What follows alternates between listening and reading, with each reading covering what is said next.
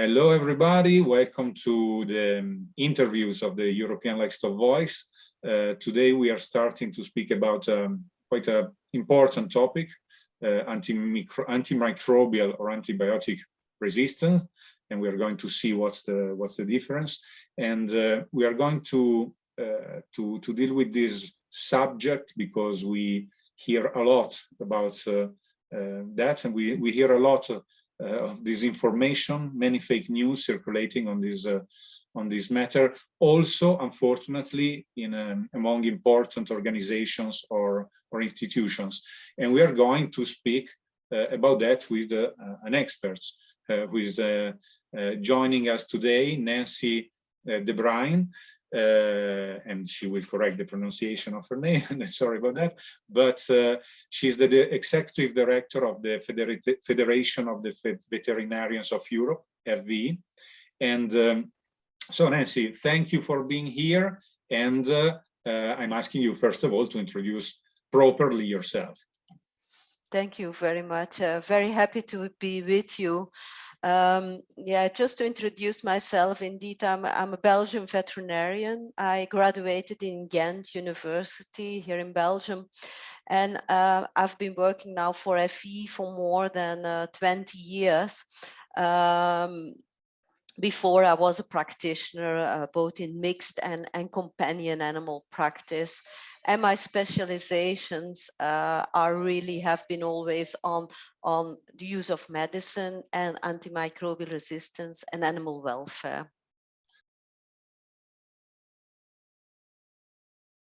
I ask you straight away the importance of antibiotic resistance, for your federation, and possibly the difference between, because I see a lot of confusion between antibiotic resistance and antimicrobial resistance, which are taken as synonymous, and they're not, of course.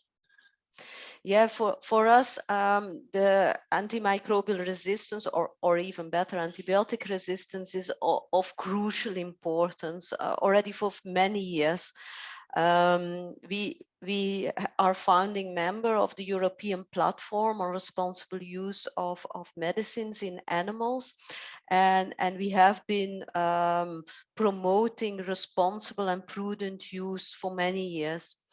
We're also part of many research projects to prevent animals to get sick, better biosecurity, alternatives use of antimicrobials, and also preventive strategies to reduce antimicrobial resistance.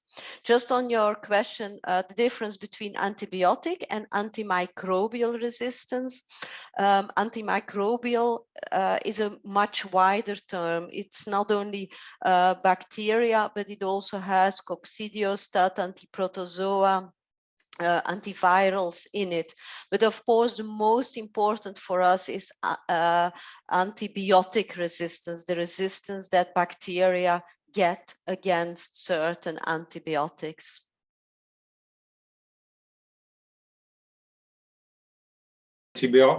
Antibiotics or antibiotics, depending on the pronunciation again, is part of the antimicrobials. So that's something we need to clarify already. But let's get straight to the point, because what we want to do here, as I said, is to debunk some myths, some fake news. And so the question is, are we eating antibiotics when we are eating meat, eggs, milk, so animal origin products, or not?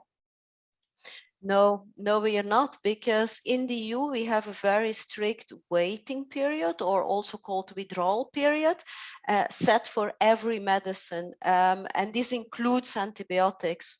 So it has been calculated how long a certain medicine stays in our body, in the body of the animal, and is when it's eliminated. So that is strictly enforced with routine testing for all medicines. So if you eat animal products, you're not eating antibiotics or any residues of other medicines.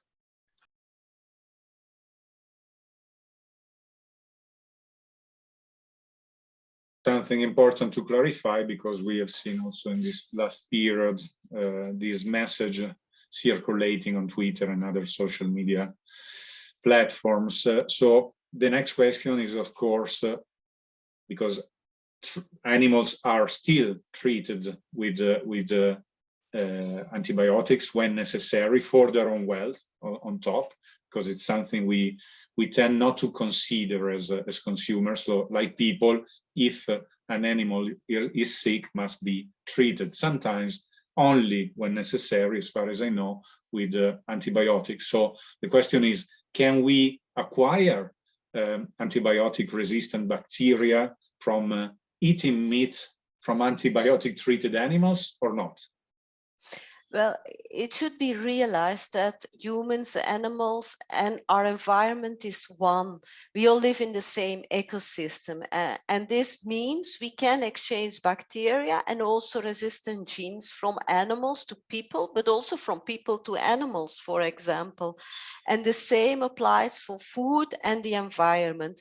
So in principle, it is possible to get antibiotic-resistant bacteria from eating meat products. However, if we look at all the ways bacterial resistance can spread, this is not a very likely route. If we look at the total burden of human infections with antibiotic-resistant bacteria, these are associated mostly with human patients and healthcare settings. And this is logical, of course, because these are the places where antibiotic treatments has been given to people, and use of antibiotics is correlated with resistance. If we look at the risk of human resistance coming from treating animals with antibiotics, the biggest risk is for people who are in very close contact with animals, for example, farmers. But regarding food, the risk is really low, especially if good kitchen hygiene rules are followed. Speaking of farmers, when are they using antibiotics for the animals? I mean, why and when do farmers use antibiotics for their animals? Well, farmers use antibiotics to treat bacterial infections. Because animals, like people, they can become sick, even if they're kept under the best condition, if they have the best feeding, the best housing, still, like us, we can become sick. And even if the animals get sick, the farmer will call the veterinarian, who will come and evaluate the situation, make a diagnosis, maybe do some laboratory testing, some sensitivity testing, and then prescribe the right treatment for those sick animals. The use of antibiotics, and this is very important to know, is only allowed on veterinary prescription. And the use of veterinary medicines to compensate for poor hygiene, inadequate animal husbandry, or poor farming is banned in the regulation. It's not allowed. So it's not used like that also because it's a cost on top, besides being... Absolutely. Yeah, farmers do not want to treat their animals with antibiotics. They will only do it when it's needed, when there is a bacterial infection. And we all, as veterinarians, we often have a bit of feeling that the human health sector does not understand the importance also for humans to efficiently treat animals. Because if you treat an animal with a bacterial disease, you can avoid that this disease spreads to other animals and spreads to people. So it is important to treat animals for animal health, animal welfare, but equally for public health.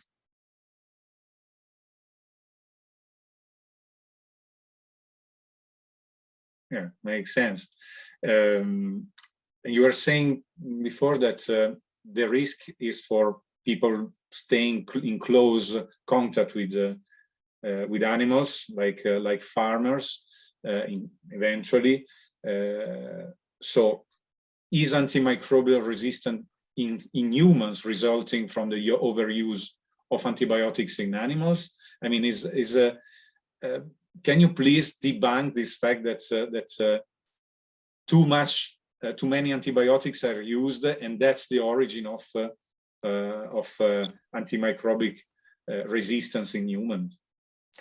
No, it's not correct, because most AMR issues in human resistance in humans relate to the use of antimicrobials in humans, which is logical.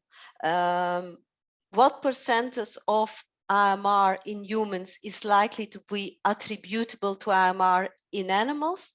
Well, we don't know exactly, but if you look at all the scientific publications that have been done so far, it shows that really the percentage is fairly low, which of course doesn't mean it's not important, not at all. But for sure, the biggest burden of AMR in humans is not caused by the use in animals.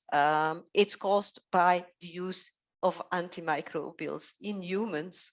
And it's especially related to healthcare settings, so hospitals or homes for elderly people, things like that, where there are a lot of vulnerable populations together who get more sick easily and are more treated with antimicrobials.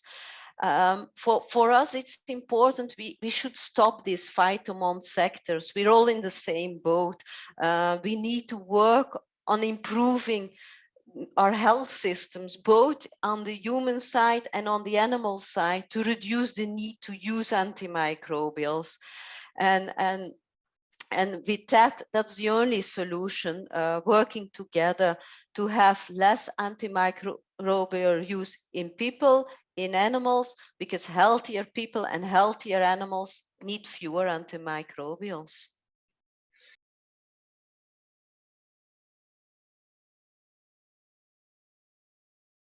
I've seen often as a patient, let's say, antibiotics prescribed a bit too easily, I have to say, honestly. And I've seen even more often people using antibiotics without a reason. So there is a lot of confusion. So that's why I'm glad to ask you these things, because I've seen many people using antibiotics for a virus, which is not really the case. I mean, when they have a flu, they take an antibiotics, so it's. I think we need a huge, a massive campaign of information and education. And now you touched a very important point. So the necessity to work together and to stop this kind of fight between sectors. So I surely don't want to get there, but as far as I know, there was a massive reduction in antibiotic use in Europe, at least, so in the European livestock these last years. And I wanted to ask you, without searching for a polemic or again a fight between sectors, but has human medicines made the same effort and reduced antibiotic use like the livestock sector has done, as far as you know, or not really yet?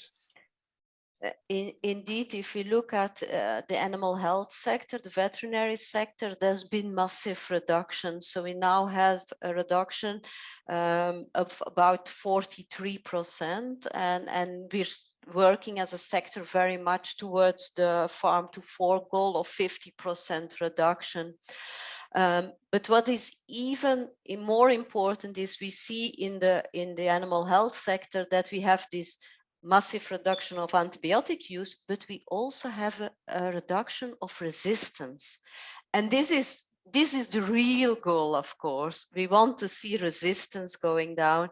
And with this massive reduction in the animal health sector, we show it's possible. So antimicrobial resistance is reversible. Now, if we look at the human field, and there also the antimicrobial consumption is reported every year by ECDC, the European Centre of Disease Control, in what is called the ESAC net. And they split it up in community use and hospital use, and all the reports are on their website. Now, last year they also had a decline in the human use of antimicrobials, and potentially caused by the pandemic, with more people staying at home, stricter hygiene rules, and as such less people getting sick. But overall, the reduction we see in the human use has not been at the same level at all than in the veterinary field. So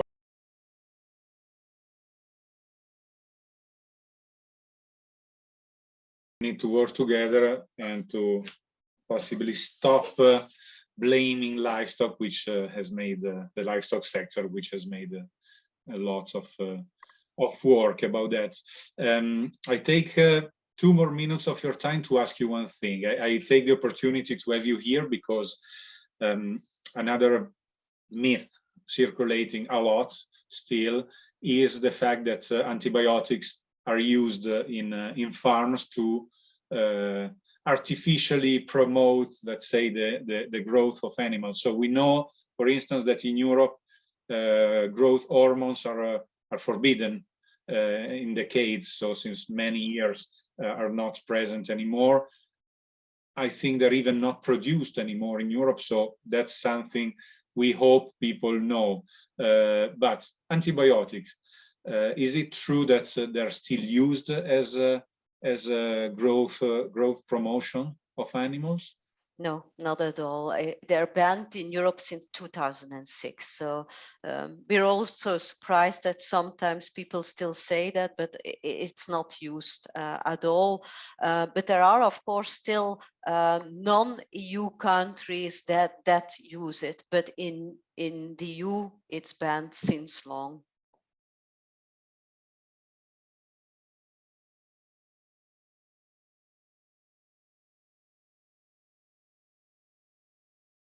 So thank you very much, Nancy, for your for these informations and sharing your expertise. Would you like to add some final remarks, maybe? Well, thank you very much. And yeah, well, unfortunately, no miracle solutions exist to fight AMR and this silent pandemic.